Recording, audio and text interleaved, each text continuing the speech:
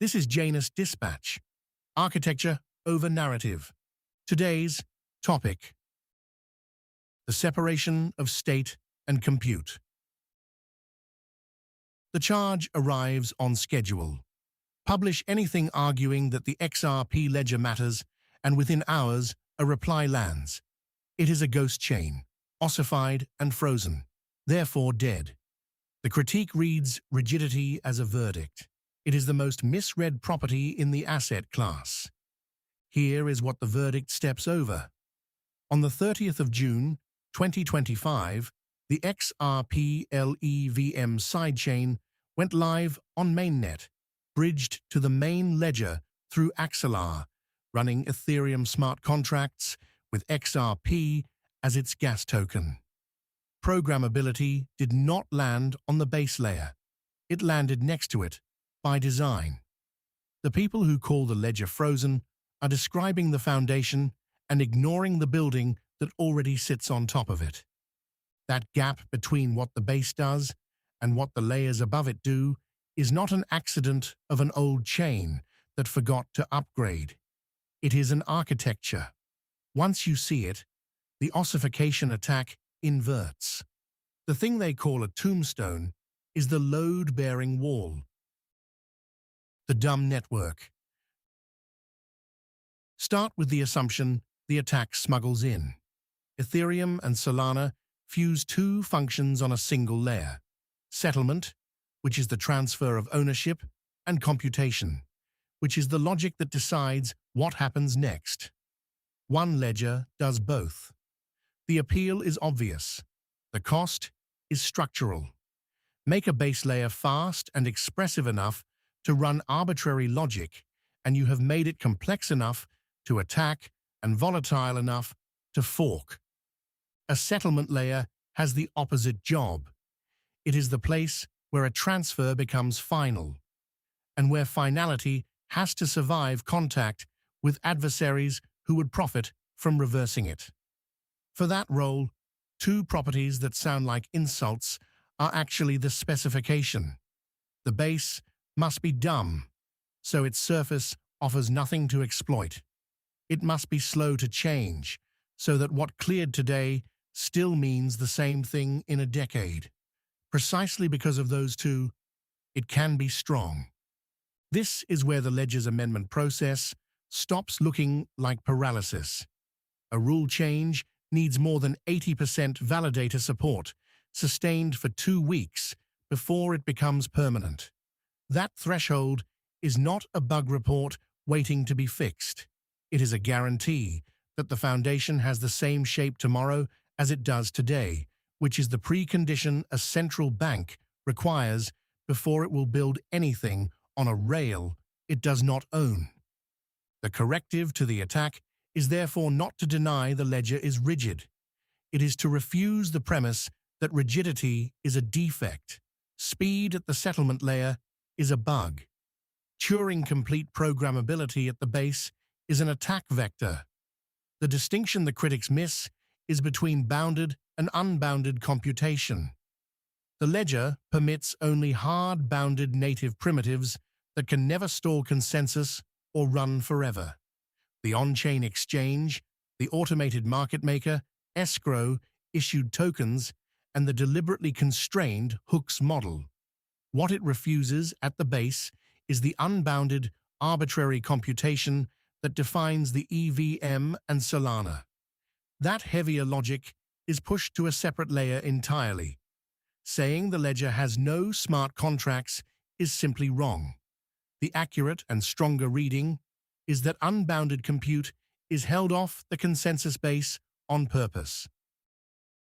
Asymmetric velocity. The base can afford its inertia only because it does not have to be agile. It exports agility to a layer that runs on a different clock. 2 clocks, 1 system. On the slow clock sits final clearing, settled ownership, and sovereign state, moving in years. On the fast clock sits conditional logic, smart contracts, oracle feeds, execution, and liquidity, moving in milliseconds. The mistake the monolith makes is forcing both onto the same clock, and then wondering why the thing is either too slow to be expressive or too expressive to be safe. None of this is exotic. It is the shape of the existing monetary system. Central bank money is final and deliberately unintelligent. The commercial bank and payment layer stacked on top of it is fast and disposable. Nobody runs retail card authorizations through the central bank's settlement core, and nobody clears interbank finality on a payment app. The crypto version is the same division of labor: settlement underneath, execution above. The argument is settlement versus execution, not chain A versus chain B, which is why unbounded compute here is a category, not a brand. The orthogonal layer can be native to the ecosystem, like the ledger's own EVM sidechain reach through Axelar, or fully external, like a separate cross-chain network such as Flare, whose F-asset system mints FXRP, a one-to-one representation of XRP usable in decentralized finance, while, in Flare's own documentation, treating the XRP Ledger as the native asset and settlement layer. Flare is one worked example of the category. It is not the point. The point is that the category exists by design, and the base stays dumb so the category can stay fast. Skin in the game, at the protocol level. The parent essay argued that the ledger pays its validators nothing on purpose, and that the absence of reward is a filter rather than a flaw. It screens out actors who want to be paid, and selects for actors who need the ledger to keep working. That filter was applied to institutions. Apply it now to protocols. Ask the question directly. Why would a compute layer pay the real cost of running a validator when there is no block reward on the other side? There is exactly one thing on offer that money cannot buy elsewhere: a share of the 20% that can block an amendment. Nothing else. Consider what is at stake for such a layer. Flare's FXRP rests, per Flare's documentation, on the XRP ledger as native asset and settlement layer, and the Flare data connector exists to verify ledger events for Flare's own state. An amendment that altered cryptographic primitives or transaction and message formats could strand that observation and break the bridges that depend on it. A layer in that position does not run a validator for diplomatic prestige. It runs one so it can stand inside the 20% and stop precisely the change that would cut its own legs out. The veto is insurance on its own infrastructure. That is the filter doing its work.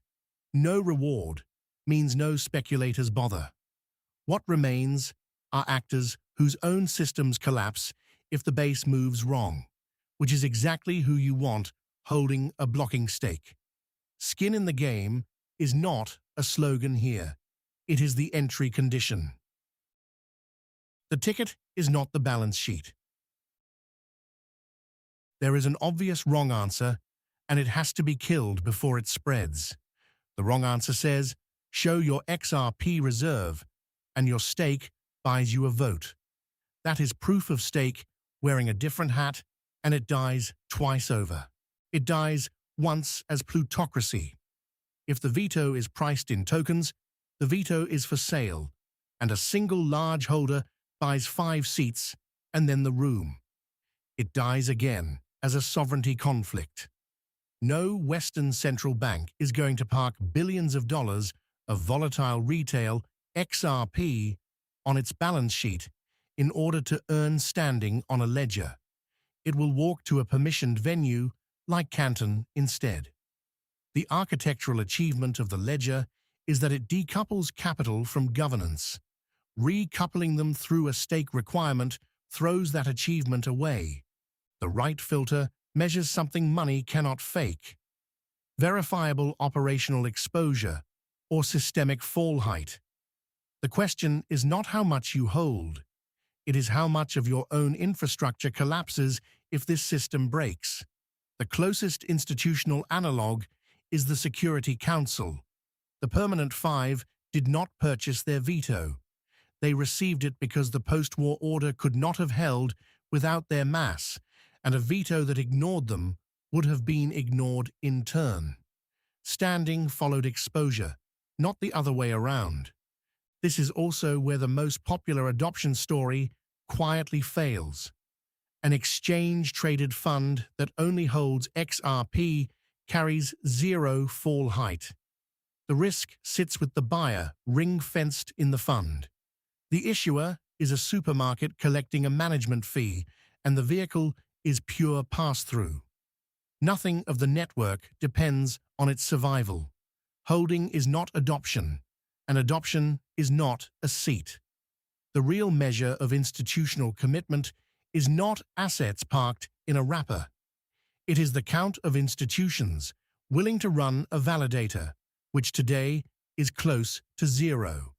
That number, not the ETF approval, is the seating chart. The 10th man and the kill switch. Run the design forward, and an uncomfortable failure mode appears. Suppose the roughly 35 seats on the default list were ranked purely by absolute dollar fall height. Within 5 years, the list converges on the largest balance sheets on Earth, a wall of American banks and American tech, with the rest of the world priced out. That is not a neutral settlement layer. That is Canton with extra steps. A challenger cannot simply fork its way out, because a fork inherits the code, but not the liquidity. What it can do is worse. The moment the People's Bank of China or the European Union concludes the room is captured, they exit, and the dream of a single neutral settlement layer shatters back into fragmented, regional walled gardens. There is a fix for that, built on exposure, measured within categories rather than across them, plus geopolitical balance. It is real, and it does not belong in this essay. Spelling out how the list should be curated turns a diagnostician into a charter author, and invites the only question that ends the project. Who are you to design the United Nations? The discipline here is to name the failure mode and stop at the edge of prescription. State the conditions under which this whole argument is wrong, with dates attached. If a single monolithic, programmable, fast settlement chain captures sovereign wholesale settlement at scale, central bank money clearing on the monolith itself, without a separate slow base underneath it, then the claim that settlement and compute must be separated is falsified. Retail volume routed through a fast chain does not count. That is the execution layer doing its job. And if by the end of 2028, not one compute layer with deep operational exposure has taken a seat on the default list, then the mechanism this essay rests on, that exposure pulls you to the table, has failed in practice, whatever the theory says. Until one of those happens, the ossification verdict has the architecture backwards. The base is not dead because it cannot change. It is trusted because it will not. Velocity was never supposed to live there. It lives one layer up on compute that earns its seat at the base by having the most to lose if the base ever moves. That was Janus Dispatch. Sources, charts, and disclosure are in the published post. If this dispatch sharpened your read, subscribe. Janus Dispatch is at janusthewatcher.substack.com. The long arguments are in the books. The transition sequence, 2 volumes, 1 thesis, The Ground is Shifting. Book 1, The Proto-Post-National Age. Book 2, The Frame. Both available on Amazon, paperback, and Kindle. The dispatches connect them. The books carry the weight. Architecture over narrative.